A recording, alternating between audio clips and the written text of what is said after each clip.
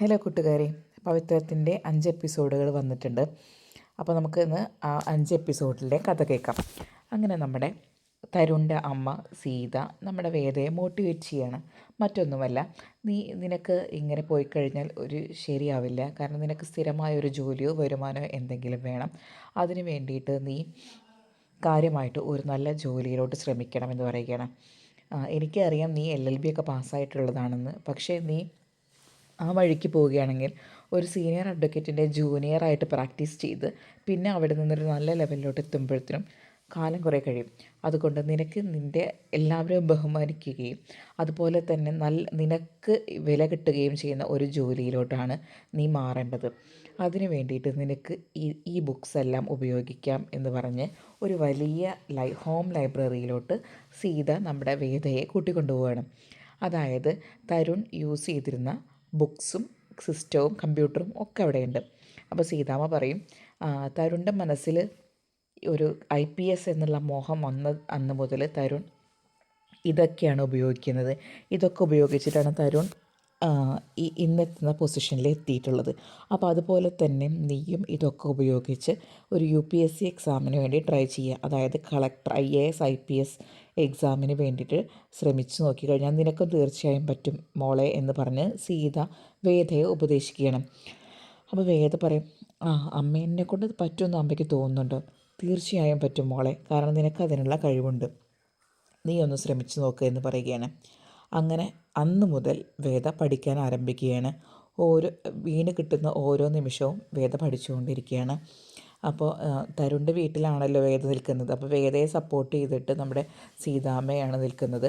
സീതാമ്മ അവൾക്ക് വേണ്ട സമയത്ത് ഭക്ഷണവും അതുപോലെ ഉറങ്ങാതിരിക്കാൻ ചായയൊക്കെ ഇട്ട് കൊടുക്കും. അങ്ങനെ രാത്രി എന്നോ പകലെന്നോ ഇല്ലാതെ വേദ UPSC എക്സാമിന് വേണ്ടി പ്രിപ്പയർ ചെയ്തുകൊണ്ടിരിക്കുകയാണ്. ഇതേ സമയം നമ്മുടെ ജയിലിൽ വിക്രമുണ്ട്. വിക്രം ഒരു ദിവസം ആൻഡ്രൂ സാറിനെ കണ്ടിട്ട്, അതായത് ജയിലറാണ് ആൻഡ്രൂ സാറ്. അപ്പോൾ ജയിലറോട് പറയും, സാറേ ഞാനിങ്ങനെ ഇവിടെ നിന്ന് കഴിഞ്ഞാൽ, അതായത് ഇങ്ങനെ നിന്ന് പോയി കഴിഞ്ഞാൽ എനിക്ക് പുറത്തിറങ്ങുമ്പോൾ ഒന്നും ഉണ്ടാവില്ല. എൻ്റെ ഭാര്യയുടെ അടുത്തും എൻ്റെ അച്ഛൻ്റെ അടുത്തൊന്നും എനിക്കൊന്നും പറയാനുണ്ടാവില്ല. അപ്പോൾ അതുകൊണ്ട് ഞാൻ ഇവിടെ നിന്ന് എൻ്റെ പഠിത്തം കണ്ടിന്യൂ ചെയ്താലോ എന്ന് ആലോചിക്കുന്നുണ്ട്. അപ്പോൾ ആൻഡ്രൂ സാറ് പറയും, വളരെ നല്ലൊരു തീരുമാനമാണിത്. കാരണം ഈ ജയിലിൻ്റെ ഉള്ളിൽ വന്ന് ജീവിതം മുരടിച്ചു പോകുമെന്ന് വിചാരിക്കുന്നവരാണ് പലരും. പക്ഷേ അങ്ങനെയൊന്നുമില്ല.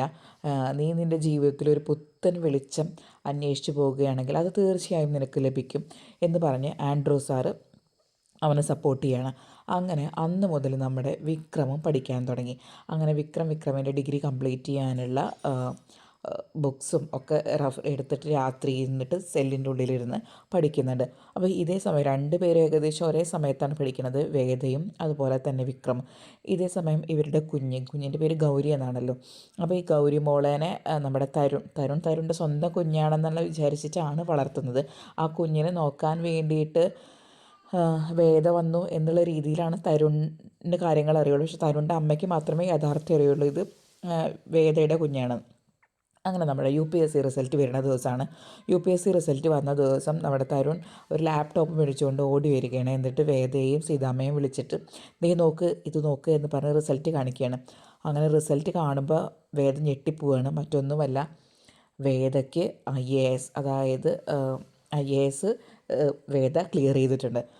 അങ്ങനെ അത് കഴിഞ്ഞാൽ പിന്നെ ഇനി വേദയ്ക്ക് ട്രെയിനിങ് നടക്കുക മസൂറിയിലാണ്. അത് ഫേമസ് ആയിട്ടുള്ള ട്രെയിനിങ് സെൻ്ററാണ് മസൂറിയിലെ ട്രെയിനിങ് സെൻറ്റർ. അപ്പോൾ ആ മസൂറിയിലോട്ട് പോകണം. അപ്പോൾ വേദ സീതാമ്മയോട് പറയുകയാണ്, ഞാൻ പോയി കഴിഞ്ഞാൽ എന്താ ചെയ്യുക, കുഞ്ഞിവിടെ തനിച്ചാവില്ലേ. അപ്പോൾ സീതാമ്മ പറയും, നീ വിഷമിക്കേണ്ട, നീ ധൈര്യമായിട്ട് പൊക്കോ, കുഞ്ഞിനെ ഇവിടെ ഞങ്ങളില്ലേ നോക്കാൻ എന്ന് പറഞ്ഞ് സീതാമ്മ അവളെ ആശ്വസിപ്പിച്ച് അവളെ മസൂറിയിലോട്ട് വിടുകയാണ്. അങ്ങനെ മസൂറി ക്യാമ്പിൽ ട്രെയിനിങ് നടന്നുകൊണ്ടിരിക്കുകയാണ്. ആ ട്രെയിനിങ്ങിൻ്റെ ഇടയ്ക്ക് വേദയെ കാണാൻ വേണ്ടിയിട്ട് തരുണും അതുപോലെ തന്നെ സീതാമ്മയും കുഞ്ഞിനെയും കൊണ്ട് ചെല്ലുന്നൊക്കെ ഉണ്ട്. അങ്ങനെ കുഞ്ഞിനെ കെട്ടിപ്പിടിക്കുന്ന സന്തോഷിക്കുന്നൊക്കെയുണ്ട്. അങ്ങനെ ഏകദേശം അതിൻ്റെ ട്രെയിനിങ്ങിൻ്റെ ഒരു സെക്ഷൻ കഴിഞ്ഞപ്പോൾ ഇനിയും തൻ്റെ ചേട്ടൻ ശ്രീകാന്ത് തൻ്റെ പിന്നാലെ വന്നാലോ, അതായത് അത് ഇവരുടെ ചിലപ്പോൾ എന്തിനെങ്കിലും അവൾക്ക് പിന്നാലെ അവൻ നടന്നു കഴിഞ്ഞാൽ കുറച്ച് കാലത്തേക്ക് അവൾക്കൊരു ബുദ്ധിമുട്ടായിരിക്കും. അപ്പോൾ അതുകൊണ്ട് വേദയുടെ അച്ഛനെ കോണ്ടാക്ട് ചെയ്യാൻ ശ്രമിക്കും. അങ്ങനെ വേദ അച്ഛനെ ഫോൺ ചെയ്യുകയാണ്.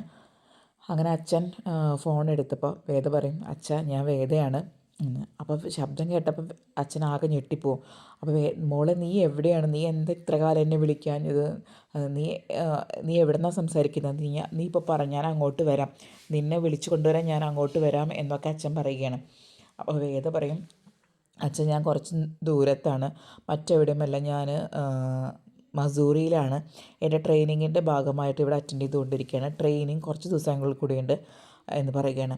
അപ്പോൾ അച്ഛൻ ചോദിക്കും, മസൂറിയിലോ? മസൂറിയിൽ ട്രെയിനിങ്ങോ? കാരണം മസൂറിയിൽ ട്രെയിനിങ് ഭയങ്കര ഫേമസ് ആണല്ലോ. അപ്പോൾ അയാൾക്ക് അതിനെക്കുറിച്ചൊക്കെ അറിയുകയും ചെയ്യും. അപ്പോൾ വേദ പറയും, അച്ഛൻ വിചാരിക്കുന്ന പോലെ തന്നെയാണ്, ഞാൻ എൻ്റെ UPSC ക്ലിയർ ചെയ്തു, അതിൻ്റെ IAS ട്രെയിനിങ് അറ്റൻഡ് ചെയ്തുകൊണ്ടിരിക്കുകയാണ്. അപ്പോൾ അച്ഛൻ പറയും, ഓ എന്ത് നല്ല വാർത്തയാണ് മോളെ കേട്ടിട്ടുള്ളത്, പക്ഷേ എനിക്ക് അങ്ങോട്ട് സന്തോഷിക്കാൻ പറ്റുന്നില്ല, നീ എവിടെയാണ്, നിന്നെ കാണണമെന്നൊക്കെ എനിക്ക് തോന്നുകയാണ്. അപ്പോൾ അവൾ പറയും, അച്ഛൻ എന്നെ കാണാൻ വരണം, അച്ഛൻ വരുന്നത് രഹസ്യമായിരിക്കണം, വേറെ ആരോട്, അമ്മയോട് പോലും പറയരുത്, എനിക്കറിയാം ആരെങ്കിലും അറിഞ്ഞിട്ടുണ്ടെങ്കിൽ അത് പ്രശ്നമായിരിക്കുമെന്ന്. അപ്പോൾ അച്ഛൻ പറയും, നീ പേടിക്കേണ്ട മോളെ, ഞാൻ തീർച്ചയായും അങ്ങോട്ട് തന്നെ വരാം, നീ വിഷമിക്കേണ്ട, ഞാൻ ആരും അറിയാതെ അങ്ങോട്ട് എത്തിക്കോളാം എന്ന് പറയുകയാണ്. പിന്നെ ഞാൻ വിളിച്ച കാര്യം അച്ഛൻ വേറെ ആരോടും പറയരുത് എന്നും വേദം ഉറപ്പ് വാങ്ങിക്കണം. അപ്പോൾ നീ അത് ആലോചിച്ച് വിഷമിക്കേണ്ട, ഞാൻ അങ്ങോട്ട് വന്നോളാം എന്ന് പറഞ്ഞ് അച്ഛൻ ഫോൺ കട്ട് ചെയ്യും. അങ്ങനെ അച്ഛൻ അവളുടെ ക്യാമ്പിലോട്ട് പോവാണ്. അങ്ങനെ മസൂറിയിലുള്ള ക്യാമ്പിലോട്ട് അങ്ങനെ പോയി കഴിഞ്ഞപ്പോൾ വേദയെ കണ്ടിട്ട് അച്ഛനാകെ അമ്പരന്ന് നിൽക്കുകയാണ്. കാരണം കുറേ കാലത്തിന് ശേഷമല്ലേ മകളെ കാണുന്നത്. അപ്പോൾ അവൾ പറയും, അച്ഛാ വാ നമുക്ക് സംസാരിക്കാം, ക്യാൻറ്റീനിൽ ഇരിക്കാം എന്ന് പറഞ്ഞാൽ അവർ ക്യാൻറ്റീനിലോട്ട് പോയിട്ട് 2 ചായ ഓർഡർ ചെയ്യും. അപ്പോൾ ചോദിക്കും, മോളെ നീ എന്താണ്, നിൻ്റെ കാര്യങ്ങളൊക്കെ പറ, എനിക്ക് ഒന്നും അറിയാതെ, ഇത്ര കാലമായി നിന്നെക്കുറിച്ച് ഒന്നും അറിയാതെ ഞാൻ വിഷമിക്കുന്നറിയോ എന്ന്. അപ്പോൾ അവൾ പറയും, അച്ഛൻ വിഷമിക്കേണ്ട, എനിക്ക് കുഴപ്പമൊന്നുമില്ല. അപ്പോൾ അച്ഛൻ ചോദിക്കും, കുഞ്ഞെവിടെ, നീ എന്ന് പറഞ്ഞ പോലെ കുഞ്ഞെവിടെയെന്ന് ചോദിക്കും. അപ്പോൾ അവൾ പറയും, അത് പറയേണ്ട സമയമായിട്ടില്ല, എന്നാലും ഞാൻ പറയാം. എനിക്ക് അറിയേണ്ട ഒരു കാര്യം എന്തെന്ന് വെച്ചാൽ, കുറച്ച് കാലത്തേക്ക് ശ്രീകാന്തേട്ടൻ ഇനി എന്നെ അന്വേഷിച്ച് നടക്കരുത്, അതിനു വേണ്ടി എന്തെങ്കിലും ഒരു കാര്യം ചെയ്യണം, അതിന് വേണ്ടിയിട്ടാണ് ഞാൻ അച്ഛനെ ഇങ്ങോട്ട് വിളിച്ചു വരുത്തിയതെന്ന് അച്ഛനോട് പറയണം. അപ്പോൾ അച്ഛൻ ചോദിക്കും, നീ എന്താ മോളെ ഉദ്ദേശിക്കുന്നത്? അപ്പോൾ അതിന് ഞാനൊരു പ്ലാൻ തയ്യാറാക്കിയിട്ടുണ്ട്, ആ പ്ലാൻ അച്ഛനോട് പറയാൻ വേണ്ടിയിട്ടാണ് ഞാൻ ഇങ്ങോട്ട് വിളിച്ചത് എന്ന് പറഞ്ഞ് വേദ ആ പ്ലാനിനെ കുറിച്ചിട്ടും അതിൻ്റെ ഡീറ്റെയിൽസൊക്കെ കുറിച്ചിട്ട് അച്ഛനോട് പറയുകയാണ്. അപ്പോൾ ആ പ്ലാൻ എന്താണെന്ന് ഇപ്പോൾ പറയുന്നില്ല. അപ്പോൾ അച്ഛൻ പറയും, മോളെ ഇതെങ്ങാനും പാളിപ്പോയി കഴിഞ്ഞാൽ, ഇല്ല അച്ഛാ പാളിപ്പോവില്ല, ഇത് എന്തായാലും ഇത് നടക്കും എന്ന് പറഞ്ഞിട്ട് അവൾ അച്ഛനെ ആശ്വസിപ്പിച്ച് കോൺഫിഡൻസ് കൊടുത്ത് വിടുകയാണ്. ശരി മോളെ, ഞാൻ എൻ്റെ പറ്റുന്നത് പോലെ ശ്രമിക്കാം എന്ന് പറഞ്ഞു. അങ്ങനെ അച്ഛൻ നാട്ടിലോട്ട് പോവുകയാണ്. അപ്പോൾ ഈ അച്ഛൻ ഈ എവിടേക്കോ പോയിട്ടുണ്ടെന്ന് ശ്രീകാന്ത് അറിഞ്ഞിട്ടുണ്ട്. അങ്ങനെ ശ്രീകാന്ത് അച്ഛനെ വിളിച്ചിട്ട് പറയും, എനിക്കൊന്ന് കാണണം, പുറത്ത് വെച്ച് കാണണം, വീട്ടിൽ വെച്ച് അച്ഛൻ സമ്മതിക്കില്ലല്ലോ, അതുകൊണ്ട് പുറത്ത് വെച്ച് കാണാമെന്ന് പറഞ്ഞാൽ അവർ ശ്രീകാന്തും അച്ഛനും തമ്മിൽ പുറത്ത് വെച്ച് മീറ്റ് ചെയ്യണം. അപ്പോൾ ശ്രീകാന്ത് പറയും, അച്ഛൻ വടക്കോട്ട് എങ്ങോട്ടോ പോയി എന്നെനിക്ക് മനസ്സിലായി, അത് വേദയെ അന്വേഷിച്ചിട്ടായിരിക്കും എന്നെനിക്ക് ഉറപ്പുണ്ട്, എന്തായി എന്നിട്ട് അന്വേഷിച്ച് കണ്ടുപിടിച്ചോ, അവളെ കണ്ടുപിടിച്ചോ, അവളുടെ കുഞ്ഞിനെയും കണ്ടുപിടിച്ചോ. അപ്പോൾ അച്ഛൻ പറയും, ഞാൻ കണ്ടുപിടിച്ചിട്ടൊന്നുമില്ല എന്ന് പറയുകയാണ്. അപ്പോൾ അപ്പോഴാണ് ശ്രീകാന്ത് രഹസ്യം പറയുന്നത്. അതായത് അവൾ ഗർഭിണിയായിരിക്കുന്ന സമയത്ത് ഞാൻ അവളെ കണ്ടെത്തിയിരുന്നു, അന്ന് അവൾ നിൽക്കുന്ന ഹോസ്പിറ്റലും എനിക്ക് മനസ്സിലായിരുന്നു. അങ്ങനെ അന്ന് തന്നെ ഞാൻ ഹോസ്പിറ്റലിൽ അവിടെ നിന്ന് അന്വേഷിച്ചപ്പോൾ അവളുടെ കുഞ്ഞ് മരണപ്പെട്ടു എന്നാണ് ഞാൻ അറിഞ്ഞത്. അതായത് മുദ്രപത്രപ്രകാരം പറയുകയാണെച്ചെങ്കിൽ വേദയ്ക്കും വിക്രമിനും ഉണ്ടാകുന്ന കുഞ്ഞിനാണ് ഞാൻ ഇത്രയും കാലം നോക്കി നടത്തിയ ഈ സ്വത്തുക്കൾ മുഴുവൻ കിട്ടുക. അപ്പോൾ ആ കുഞ്ഞ് ഇല്ല എന്ന് എനിക്ക് ഉറപ്പായല്ലോ. അപ്പോൾ പിന്നെ ഇനിയിപ്പോൾ പേടിക്കേണ്ട ആവശ്യമില്ല, വിക്രമൻ ജയിലിലാണ്. അപ്പോൾ അച്ഛൻ പറയും, നിങ്ങളിങ്ങനെ ഇതിൻ്റെ പിന്നാലെ നടന്നിട്ട് കാര്യമില്ല, ഈ കേസിന് എന്തെങ്കിലും ഒരു അവസാനം വേണം, അതുകൊണ്ട് ഞാനൊരു കാര്യം തീരുമാനിച്ചു, അതെൻ്റെ കടമയാണ്, മറ്റൊന്നുമല്ല, ഒരു ഇൻ്ററിം എന്നൊരു ഓപ്ഷനുണ്ട്. അതായത് ഈ സ്വത്തുക്കളുടെ യഥാർത്ഥ അവകാശികൾ ഇല്ല എന്നുറപ്പുണ്ടെങ്കിൽ ഇങ്ങനെ ഒരു ഇൻ്ററിം ആളെ നമുക്ക് ഏൽപ്പിക്കാം. അതായത് ഈ സ്വത്ത് അയാൾ താൽക്കാലികമായി നടത്തിച്ചു വരാൻ ഒരാളെ ഏൽപ്പിക്കാം, ഭാവിയിൽ അയാളുടെ പേരിൽ അത് സ്ഥിരമാവുകയും ചെയ്യും എന്ന് അച്ഛൻ പറയുകയാണ്. അപ്പോൾ ശ്രീകാന്ത് ഇത് കേട്ടപ്പോൾ ശ്രീകാന്തിന് വളരെ സന്തോഷമാകും. ശ്രീകാന്ത് പറയും, ഓ ഇപ്പോഴാണ് നിങ്ങളൊരച്ഛനായത്, ഇത് നിങ്ങൾക്ക് മുന്നേ ചെയ്തിരുന്നെങ്കിൽ ഇത്രയും കാലം ഞാൻ ഇവളെ പിന്നാലെ നടക്കേണ്ട ആവശ്യമില്ലല്ലോ, അവളെന്ന് സ്നേഹം കാണിച്ച് അവളെന്ന് വീട്ടിലോട്ട് കൂട്ടിക്കൊണ്ടുവരേണ്ട ഒരു ആവശ്യം ഉണ്ടായിരുന്നില്ല. ഇപ്പോഴാണ് അച്ഛാ നിങ്ങളൊരച്ഛനായത് എന്നൊക്കെ പറഞ്ഞ് ശ്രീകാന്ത് സന്തോഷിച്ച് പോവുകയാണ്. ഇതേ സമയം തന്നെ നമ്മുടെ ആൻഡ്രൂ സാറ്, അതായത് പോലീസുകാരൻ ആൻഡ്രൂ സാറ് റിട്ടയർ ആയി പോവുകയാണ്. അപ്പോൾ റിട്ടയർ ആയി പോകുമ്പോൾ അവിടെ നിന്ന് അയാളൊരു അതായത് റിട്ടയർമെൻറ്റ് പാർട്ടിയാണ്. അപ്പോൾ ഇവിടെ അയാൾ പ്രസംഗിക്കും. ഒരുപാട് പേര് ഇവിടെ വന്നിട്ട് ജീവിതം നശിച്ചു പോയിട്ടുണ്ട്, നന്നായവരുണ്ട്. അങ്ങനത്തെ ഒരാളാണ് വിക്രം സുധാകരൻ. അവനിപ്പോൾ ഇതാ അവൻ്റെ കോഴ്സ് കംപ്ലീറ്റ് ചെയ്ത് അവന് സർട്ടിഫിക്കറ്റ് നേടിയിരിക്കുന്നു. അപ്പോൾ ഈ ഒരു അവസരത്തിൽ ഞാൻ അവനെ പൊന്നാടയിട്ട് എനിക്ക് അവനെ അനുഗ്രഹിക്കണം എന്ന് പറഞ്ഞ് ആൻഡ്രൂ സാറിന് കിട്ടിയ പൊന്നാട എടുത്ത് വിക്രമിന് ഇട്ട് കൊടുക്കുന്നൊക്കെ ഉണ്ട്.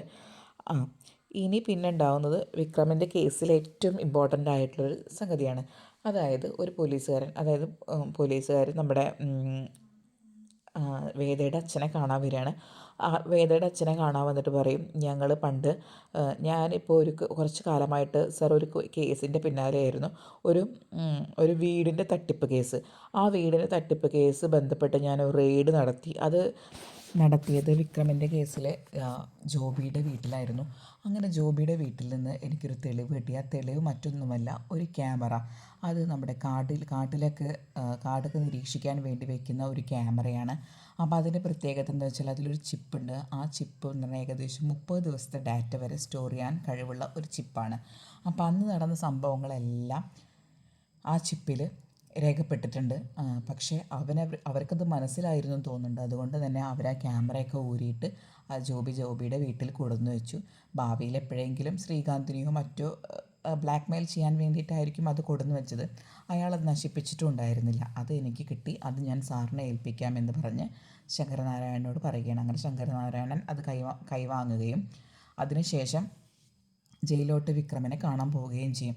എന്നിട്ട് പറയും, മോനെ ഞാൻ നിന്നെ കാണാൻ വരാത്തില്ല, നീ വിഷമിക്കേണ്ട. കാരണം ഞാൻ ഇപ്പോൾ വന്നുള്ളത് നിനക്കൊരു പ്രതീക്ഷയുമായിട്ടാണ്, മറ്റൊന്നുമല്ല. നിൻ്റെ കേസ് പുനർവിചാരണയ്ക്ക് എടുക്കാൻ വേണ്ടിയിട്ട് ഉള്ള ഒരു ആപ്ലിക്കേഷനാണ്. ഇതിൽ നീയൊന്ന് ഒപ്പിടണം എന്ന് പറയുകയാണ്.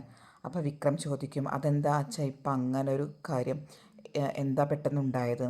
അതൊക്കെയുണ്ട്, നിനക്ക് രക്ഷപ്പെടാനുള്ളൊരു വഴിയാണിത്, നീ ഇതിൽ ഒപ്പിട് എന്ന് പറയും. അങ്ങനെ വിക്രം അതിൽ ഒപ്പിട്ട് കൊടുക്കും. അങ്ങനെ വിക്രം ചോദിക്കും, അച്ഛാ വേദയുടെ വല്ല വിവരമുണ്ടോ എന്ന്. അപ്പോൾ അച്ഛൻ അവനെ ആശ്വസിപ്പിക്കും, നീ വിഷമിക്കേണ്ട മോനെ, നീ ഇവിടെ നിന്ന് തിരിച്ചു വരുമ്പോൾ അവൾ തീർച്ചയായിട്ടും നിൻ്റെ അടുത്ത് വരും എന്ന് പറയുകയാണ്. അങ്ങനെ നമ്മുടെ അതൊക്കെ കഴിയും. പിന്നെ കാണുന്നത് ഒരു ഡ്രഗ് കടത്തുന്നൊരു മാഫിയക്കാരനാണ്. അയാളുടെ പേര് ദേവരാജൻ എന്നാണ്. അപ്പോൾ ഈ ദേവരാജൻ്റെ ഗോഡൗണാണ് കാണിക്കുന്നത്. അപ്പോൾ അവിടെയാണെന്ന് പറഞ്ഞെങ്കിൽ കുറേ ഇല്ലീഗൽ ആക്ടിവിറ്റീസൊക്കെ നടക്കുന്നുണ്ട്. കുറേ ബ്രൗൺ ഷുഗറും ഹെറോയിൻ അങ്ങനത്തെ ഡ്രഗ്സൊക്കെ അവിടെ എന്തൊക്കെയോ ചെയ്യുന്നുണ്ട്. അപ്പോൾ അങ്ങനത്തെ ഒരു മാഫിയ തലവൻ ദേവരാജനുണ്ട്. അപ്പോൾ അയാളാണെച്ചെങ്കിൽ അയാൾ ഒറ്റിക്കൊടുക്കുന്ന ആൾക്കാരൊക്കെ ഇല്ലാതാക്കാൻ കഴിവുള്ള അങ്ങനെ പിടിപാടുള്ള ഒരാളാണ്. അപ്പം അയാളുടെ ആ ഗോഡൗണിലോട്ട് പോലീസ് റെയ്ഡിന് വരികയാണ്. പോലീസ് റെയ്ഡിന് വരുമ്പോൾ അതിന് റെയ്ഡിന് നിർദ്ദേശം കൊടുക്കുന്ന ആളായിട്ട് വരുന്നത് കളക്ടറാണ്. കളക്ടർ എന്ന് പറഞ്ഞാൽ ആരാണ്? നമ്മുടെ വേദയാണ്. വേദ ഇപ്പോൾ സബ് കളക്ടറാണ്. അങ്ങനെ വേദയാണ് അങ്ങോട്ട് വരുന്നത്. അങ്ങനെ വേദ വന്നു കഴിഞ്ഞപ്പോൾ ദേവരാജൻ പറയും, ഓ മാഡം റെയ്ഡ് ചെയ്യാൻ വേണ്ടി വന്നതാണല്ലേ, മാഡം അവിടെ നിന്ന് പോന്നപ്പോഴേ ഞങ്ങൾ അറിഞ്ഞിരിക്കണു മാഡം റെയ്ഡിന് വന്നിട്ടുണ്ട്, അതിന് വേണ്ട കാര്യങ്ങളൊക്കെ ഞാൻ ചെയ്തിട്ടുണ്ട് എന്ന് പറയുകയാണ്. അപ്പോഴേക്കും വേദയുടെ ഫോണിലോട്ട് ഒരു കോൾ വരും. അപ്പോൾ വേദയുടെ ഏതൊരു സീനിയർ ഓഫീസറാണ്. അപ്പോൾ ഇവിടെ റെയ്ഡ് ചെയ്യണ്ട എന്നുള്ള ഇതിലാണ് വിളിച്ചിട്ടുള്ളത്. അപ്പോൾ വേദ പറയും, സർ ഞാനിവിടെ നടക്കാവുന്ന എല്ലാ കാര്യങ്ങളും വീഡിയോ റെക്കോർഡ് ചെയ്യുന്നുണ്ട്, ആ വീഡിയോ ഒക്കെ കണ്ടിട്ട് സാറിനത് റെയ്ഡ് ചെയ്യണ്ട എന്ന അഭിപ്രായം അപ്പോഴുണ്ടെങ്കിൽ ഞാനത് മീഡിയയ്ക്ക് കൈമാറിക്കോളാം എന്ന് പറഞ്ഞ് വേദ റെയ്ഡിന് ഇറങ്ങുകയാണ്. അപ്പോൾ വേദയുടെ കൂടുതൽ ഓഫീസേഴ്സിനോട് പറയും, എല്ലാ സംഗതികളും അതെല്ലാം എന്ത് ചെയ്യണം, റെക്കോർഡ് ചെയ്യണം എന്ന് പറഞ്ഞ് അവർ റെയ്ഡിന് വരികയാണ്. അങ്ങനെ അപ്പോൾ മറ്റുള്ള പോലീസുകാരൊക്കെ റെയ്ഡിൻ്റെ ഫോട്ടോസും വീഡിയോസും ഒക്കെ എടുക്കുന്നുണ്ട്. അപ്പോൾ ഇതേ സമയം അവർ വേദേനെ ആക്രമിക്കാൻ വേണ്ടിയിട്ടൊക്കെ ദേവരാജൻ്റെ ഗുണ്ടകളൊക്കെ വരുന്നുണ്ട്. അവസാനം ദേവരാജൻ്റെ അടി കൊടുത്തിട്ട് ഗുണ്ടകളേനെയും ഒക്കെ ആയിട്ട് പോവുകയാണ്. അങ്ങനെ അവിടെ പിടിച്ചു വെച്ച ഒരു കുട്ടി ഉണ്ടായിരുന്നു. അതായത് ഒറ്റിക്കൊടുത്തു എന്ന് പറയാൻ ദേവരാജൻ പിടിച്ചു വെച്ച ഒരു പയ്യനുണ്ടായിരുന്നു. ആ പയ്യനെയൊക്കെ രക്ഷിച്ചുകൊണ്ടാണ് വേദ അവിടെ നിന്ന് പോകുന്നത്. അങ്ങനെ വേദ തിരിച്ച് വീട്ടിലെത്തും. അങ്ങനെ വീട്ടിലെത്തിക്കഴിഞ്ഞാൽ അവിടെ തരുണിൻ്റെ അമ്മയും അതുപോലെ തന്നെ വേദയുടെ മോളും ഒക്കെ ഇരിക്കുന്നുണ്ട്. അപ്പോൾ തരുൺ കുറച്ച് ചൂടായിട്ടാണ് നിൽക്കുന്നത്. അപ്പോൾ തരുൺ ചോദിക്കും, വേദ നീ ഇന്ന് റെയ്ഡിന് പോയോ എന്ന് ചോദിക്കുകയാണ്. അപ്പോൾ വേദ പറയും, ആ ഞാൻ പോയി, എന്താ കുഴപ്പം എന്ന്. അപ്പോൾ നിനക്കൊന്ന് പറഞ്ഞിട്ട് പൊക്കൂടായിരുന്നു, നിൻ്റെ ജോലിയിൽ ഞാൻ ഇടയ്ക്ക് കയറി അഭിപ്രായം പറയുന്നതൊന്നുമല്ല, അത് നിനക്ക് ഇഷ്ടപ്പെടില്ല എന്ന് എനിക്കറിയാം, അത് എനിക്കും ഇഷ്ടമല്ല, കാരണം ഞാനൊരു പോലീസുകാരനാണ്, എനിക്കറിയാം എൻ്റെ ജോലിയിൽ ആരും കയറി ഇടപെടുന്നതും. പക്ഷേ അങ്ങനെയല്ല, കാരണം ഒരു റെയ്ഡിന് പോകണമെങ്കിൽ അതിൻ്റെ ഓഫീസേഴ്സിൻ്റെ അസിസ്റ്റൻറ്റ് കളക്ടർ നേരിട്ട് പോകേണ്ട ആവശ്യമൊന്നുമില്ല എന്ന് പറയുകയാണ്. അപ്പോൾ വേദ പറയും, അയാൾ അങ്ങനെ ഒരു കുട്ടിയെ അവിടെ തടങ്കലിൽ വെച്ചിട്ടുണ്ടെന്നും അയാൾ ആ പയ്യനെ എന്ത് വേണമെങ്കിലും സംഭവിക്കാം എന്നുമാണ് ഞാൻ അറിഞ്ഞത്. ആ സോഴ്സ് വളരെ കറക്റ്റ് ആയതുകൊണ്ട് അവനെ രക്ഷിക്കാൻ വേണ്ടിയിട്ടാണ് ഞാൻ പോയത് എന്ന് പറയുകയാണ് വേദ. അപ്പോൾ തരുൺ പറയും, നീ ഇന്ന് ഒരു കാര്യം കൂടി അറിഞ്ഞോ, നീ ഇപ്പോൾ കൊണ്ടുപോയ ആ ആളുടെ പോലീസ് സ്റ്റേഷനിൽ എത്തുന്നേക്കാൾ മുന്നേ തന്നെ അയാളിതേ വീട്ടിലെത്തിയിട്ടുണ്ട്. അപ്പോൾ അതുകൊണ്ട് ഇങ്ങനത്തെ കാര്യങ്ങൾക്ക് ഇറങ്ങിത്തിരിക്കുമ്പോൾ ഒന്ന് മുൻകൂറായി കണ്ടിട്ട് പ്ലാൻ ചെയ്തിട്ട് വേണം ഇങ്ങനെയൊക്കെ ചെയ്യാൻ എന്ന് വേദയ്ക്കൊരു ഉപദേശം കൊടുക്കുകയാണ് തരുൺ. അങ്ങനെ ഇതേ സമയം നമ്മുടെ ദേവരാജനെ കാണാൻ വേണ്ടിയിട്ട് കുറേ പാർട്ടിക്കാരൊക്കെ വരുന്നുണ്ട്. ദേവരാജൻ വീട്ടിലെത്തിയിട്ടോ. വീട്ടിലെത്തി. അപ്പോൾ ദേവരാജനെ കാണാൻ വേണ്ടി ഇങ്ങനെ കുറിയും പിന്നെ ഒരു ഷാളൊക്കെ ഇട്ടുള്ള കുറേ പാർട്ടിക്കാരുണ്ട്. അയാൾ വരികയാണ്. അപ്പോൾ ദേവരാജൻ പറയും, ആ പാർട്ടിക്കാരനോട് ചോദിക്കും, എന്താടോ ഒരു പുതിയൊരു കളക്ടർ വന്നിട്ടുണ്ടല്ലോ, ആ കളക്ടർ പെണ്ണ് എന്താണ് ഈ കിടന്ന് കാണിക്കുന്നത് എന്ന്. അപ്പോൾ ആ പാർട്ടിക്കാരൻ പറയും, സാറ് വിഷമിക്കേണ്ട, സാറ് പോലീസ് സ്റ്റേഷനിൽ എത്താൻ പോലും ഞാൻ സമ്മതിച്ചില്ലല്ലോ, അതിന് മുന്നേ തന്നെ ഞാൻ സാറിനെ അവിടെ വന്ന് രക്ഷിച്ചില്ലേ എന്ന് പറയുകയാണ് പാർട്ടിക്കാരൻ. അപ്പോൾ ദേവരാജൻ പറയും, എന്നാൽ എത്ര കോടി രൂപയുടെ ഇതാണെന്ന് അവർ പിടിച്ചതെന്ന് തനിക്കറിയോ എന്ന്. അപ്പോൾ ഈ പാർട്ടിക്കാരൻ പറയും, സാർ ഒരു കാരണവശാലും പേടിക്കേണ്ട, ആ പിടിച്ചതിൻ്റെ 30% മാത്രമേ പോലീസുകാർ കൊണ്ടുപോയിട്ടുള്ളൂ, ബാക്കിയെല്ലാം ഞാൻ കറക്റ്റായിട്ട് സാറിൻ്റെ ഗോഡൗണിൽ എത്തിച്ചോളാം എന്ന് പറയുകയാണ്. പിന്നെ സാറ് പെട്ടെന്ന് കയറി ഒരു ഇതും ചെയ്യരുത്, കാരണം ആ കളക്ടർ മാഡത്തിനായിട്ട് ഒരു കോംപ്രമൈസ് സ്റ്റോക്കിന് നമ്മൾ മൂവ് ചെയ്തിട്ടുണ്ട്, അപ്പോൾ അതൊക്കെ അതിൻ്റെ വഴിക്ക് നടന്നോളും, സാറ് ഇതിൽ കയറി ഇടപെടരുത് എന്ന് പാർട്ടിക്കാരൻ ദേവരാജനോട് പറയണം. അപ്പോൾ ദേവരാജൻ പറയും, ശരി, എന്നാൽ അങ്ങനെ ആയിക്കോട്ടെ, ഞാനിതിലൊന്നും കയറി ഇടപെടുന്നില്ല, എന്തായാലും നിങ്ങൾ ഒക്കെ ആലോചിച്ചിട്ട് കറക്റ്റായിട്ട് ചെയ്യുമെന്ന് പറയുകയാണ്. പിന്നെ കാണിക്കുന്നത് വേദയും മോളും തമ്മിലുള്ള ഒരു സീനാണ്. അപ്പോൾ വേദയുടെ മോള് ചോദിക്കുകയാണ്, അമ്മയും അച്ഛനും ഡിവോഴ്സാണോ? അപ്പോൾ അതെന്താ മോളെ അങ്ങനെ ചോദിക്കാൻ? അപ്പോൾ എൻ്റെ ക്ലാസ്സിൽ ഒരു കുട്ടിയുണ്ട്, അവൻ്റെ അച്ഛനും അമ്മയും ഡിവോഴ്സ് ആവാൻ പോണ കാരണം 2 പേരും 2 റൂമിലാണ് കിടന്നുറങ്ങുന്നതെന്ന് പറഞ്ഞു. അപ്പോൾ അമ്മയും അച്ഛനും ഇതുപോലെ തന്നെ 2 റൂമിലല്ലേ കിടന്നുറങ്ങുന്നത്, അത് അമ്മയും അച്ഛനും ഡിവോഴ്സ് ആയതുകൊണ്ടാണെന്ന് ചോദിക്കുകയാണ് അവൾ. അപ്പോൾ വേദ പറയും, അങ്ങനെയൊന്നുമില്ല മോളെ, അതൊക്കെ മോൾ വലുതാകുമ്പോൾ മനസ്സിലാവുമെന്ന് പറയുകയാണ്. അപ്പോൾ കുട്ടി പറയും, എൻ്റെ ക്ലാസ്സിലെ ബാക്കി എല്ലാ കുട്ടികളും അച്ഛൻ്റെയും അമ്മയുടെയും കൂടെയാണ് കിടന്നുറങ്ങുന്നത്, ഞാൻ മാത്രം അമ്മയുടെ ഒപ്പം, അതെന്താ അങ്ങനെ എന്നൊക്കെ ചോദിക്കുകയാണ് കുട്ടി. അപ്പോൾ വേദ എന്തൊക്കെയോ പറഞ്ഞ് ആശ്വസിപ്പിക്കുന്നുണ്ട്. പിന്നെ വേദ ഒരു കഥ പറഞ്ഞു കൊടുക്കുകയാണ് അവൾക്ക്. എന്താണെന്ന് വെച്ചാൽ വിക്രമിൻ്റെയും വേദയുടെയും ജീവിതത്തിലുണ്ടായ കഥ. വിക്രമിനെ ഒരു രാജാവായിട്ടും വേദേനെ ഒരു രാജ്ഞിയാക്കിയിട്ടും സങ്കല്പിച്ചുകൊണ്ട് വേദ കഥ പറഞ്ഞു കൊടുക്കുകയാണ്. അങ്ങനെ രാജാവും രാജ്ഞിയും കൂടിയിട്ട് ഒരുമിച്ച് ജീവിച്ചു, അങ്ങനെ അവർക്കൊരു കുഞ്ഞു രാജകുമാരി ഉണ്ടായി എന്നൊക്കെ പറഞ്ഞിട്ട്.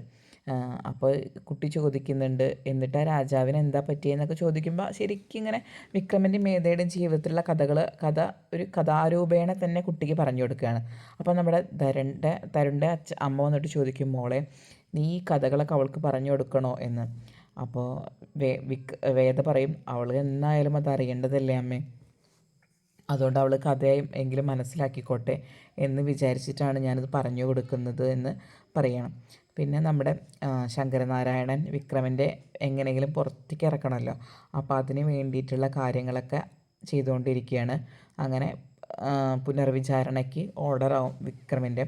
അങ്ങനെ പുനർവിചാരണയാണ്. ആ പുനർവിചാരണയുടെ സമയത്ത് നമ്മുടെ ജോബി ഉണ്ടല്ലോ, ജോബീനെ ഹാജരാക്കിയിട്ട് പറയുകയാണ് ഇങ്ങനെ ഈ തെളിവിൻ്റെ കാര്യം, അതായത് ആ CCTV ക്യാമറയുടെ കാര്യം ഒക്കെ പറഞ്ഞിട്ട് ആ CCTV ക്യാമറ തെളിവായി സ്വീകരിക്കുകയാണ് ചെയ്യുന്നത്. അങ്ങനെ അത് തെളിവായിട്ട് സ്വീകരിച്ച് കഴിഞ്ഞപ്പോൾ ഏകദേശം വിക്രമിന് ജാമ്യം കിട്ടുമോ അല്ലെങ്കിൽ ഒരു പുനർവിചാരണ നടക്കും എന്നുള്ള പുനരന്വേഷണം നടക്കുമെന്നൊക്കെ ഉറപ്പായി. അങ്ങനെ അങ്ങനെ പോലീസ് കോടതിയിൽ നിന്ന് ഇറങ്ങി വരുമ്പോൾ നമ്മുടെ വക്കീൽ, അതായത് വേദയുടെ അച്ഛൻ ഇവനെ കാണും. വിക്രമനെ കണ്ടതിന് ശേഷം പറയും, മോൻ വിഷമിക്കേണ്ട, മോന് പുറത്തിറങ്ങാനുള്ളതെല്ലാം ഞാൻ ചെയ്തിട്ടുണ്ടെന്ന്. അപ്പോൾ വിക്രം പറയും, അച്ഛാ ഞാൻ പുറത്തിറങ്ങുമ്പോൾ അവൾ വരുമോ എന്ന്. അപ്പോൾ അച്ഛൻ പറയും, വിഷമിക്കേണ്ട മോനെ, ഞാൻ അന്വേഷിക്കുന്നുണ്ട് അവളേനെ. കാരണം കണ്ടതൊന്നും വിക്രമിൻ്റെ അടുത്ത് പറയുന്നില്ല. എങ്ങനെയെങ്കിലും അവളെത്തും, നീ വിഷമിക്കേണ്ട എന്ന്. അപ്പോൾ വിക്രം പറയും, മുൻപൊക്കെ ഞാൻ വിചാരിച്ചിരുന്നു അവളെന്നെ കാണാൻ വരണ്ട എന്നാണ്. പക്ഷേ ഇപ്പോൾ അവൾ കാണാതിരിക്കുമ്പോൾ ഞാൻ ആലോചിക്കും അവൾ വേറെ എവിടെയായിരിക്കും ജീവിക്കുന്നുണ്ടാവുക, അവൾ എങ്ങനത്തെ ജീവിതമായിരിക്കും എന്നൊക്കെ ഞാൻ ആലോചിക്കുകയാണ് എന്ന് പറയുകയാണ്. അപ്പോൾ അച്ഛൻ പറയും, നീ വിഷമിക്കേണ്ട, ഒക്കെ ശരിയാവുമെന്ന് പറഞ്ഞ് വിക്രമനെ ആശ്വസിപ്പിക്കുകയാണ് അച്ഛൻ. അത് കഴിഞ്ഞതിന് ശേഷം പിന്നെ നമ്മുടെ ശ്രീകാന്ത് അച്ഛനെ കാണാൻ വരും.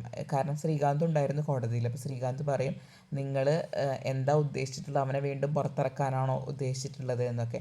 അപ്പം അച്ഛൻ പറയും, ഞാൻ അവനെ പുറത്തിറക്കുകയും ചെയ്യും, അവനും അവളും വേദിയും ഒരുമിച്ച് ജീവിക്കുകയും അവർക്കൊരു കുഞ്ഞുണ്ടാവുകയാണെന്ന് വെച്ചെങ്കിൽ ആ കുഞ്ഞിനെ ഞാൻ മുത്തശ്ശനായിട്ട് എനിക്ക് അവരെ ലാളിക്കുകയും ചെയ്യണം എന്നൊക്കെ പറയുകയാണ്. അപ്പോൾ ശ്രീകാന്ത് ചോദിക്കും, അപ്പോൾ നിങ്ങളന്ന് ചെയ്ത ഇൻ്റർവ്യൂമൊക്കെ എന്തിനാണ്? അത് എന്നെ ഒതുക്കാൻ വേണ്ടിയിട്ടാണല്ലേ. അപ്പോൾ നമ്മുടെ ശങ്കരനാരായണൻ പറയും, അതെ, നിന്നെ ഒതുക്കാൻ വേണ്ടിയിട്ട് തന്നെയായിരുന്നു.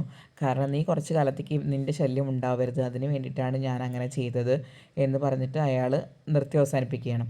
അങ്ങനെ പിന്നെ നമ്മുടെ വിക്രമിന് ജയിലിൽ നിന്ന് ഇറങ്ങുകയാണ്. വിക്രമിന് ജയിലിൽ നിന്ന് ഇറങ്ങുമ്പോൾ വിക്രമൻ വരുന്നത് വാടക വീട്ടിലേക്കാണ്. അപ്പോൾ വാടക വീട്ടിലോട്ട് വരുമ്പോൾ ചേട്ടൻ പറയും, നമ്മുടെ വീടിൻ്റെ ജപ്തിയുടെ അന്ന് വരെ ഞാൻ മാക്സിമം പരിശ്രമിച്ചു വീട് കൈവിട്ട് പോകാതിരിക്കാൻ വേണ്ടിയിട്ട്. പക്ഷേ ഒന്നും നടന്നില്ല. നീ അച്ഛനെ കാണുന്നില്ലേ എന്ന് ചോദിച്ചാൽ അച്ഛനെ കാണാൻ പോവുകയാണ്. അങ്ങനെ സുധാകരൻ കിടക്കുകയാണ്. അപ്പോൾ അതിനിടയ്ക്ക് ചേച്ചിയും വരുന്നുണ്ട്, ചേച്ചീനെ കാണുന്നുണ്ട്. അപ്പോൾ സുധാകരൻ പറയും, മോനെ എത്ര കാലമായി നിന്നെ കണ്ടിട്ട് എന്നൊക്കെ പറഞ്ഞ് സുധാകരൻ വിഷമിക്കുകയാണ്. അപ്പോഴാണ് വിക്രമിൻ്റെ ഡിഗ്രി സർട്ടിഫിക്കറ്റ് കാണിച്ചു കൊടുക്കുന്നത്. അപ്പോൾ ഡിഗ്രി സർട്ടിഫിക്കറ്റ് കണ്ടപ്പോൾ സുധാകരൻ പറയും, നീ നിൻ്റെ ഈ സർട്ടിഫിക്കറ്റ് നിൻ്റെ അമ്മയെ കാണിച്ചു കൊടുക്കാൻ അവൾ അത്രയും ആഗ്രഹിച്ചതായിരുന്നു എന്ന്. അങ്ങനെ അമ്മയുടെ ഫോട്ടോ എടുത്ത് പോയി നിൽക്കുന്ന വിക്രമിനെയാണ് കാണിക്കുന്നത്. പിന്നെ ഇവരെല്ലാവരും കൂടിയിട്ട് ഭക്ഷണം കഴിക്കാതിരിക്കുകയാണ്. ഭക്ഷണം കഴിച്ചപ്പോൾ വിക്രം പറയാണ്, ചേച്ചി ഉണ്ടാക്കിയ ഭക്ഷണത്തിനൊക്കെ അമ്മയുടെ കൈപ്പുണ്യം എന്ന്, അമ്മ ഉണ്ടാക്കിയ അതേ രുചിയെന്ന്.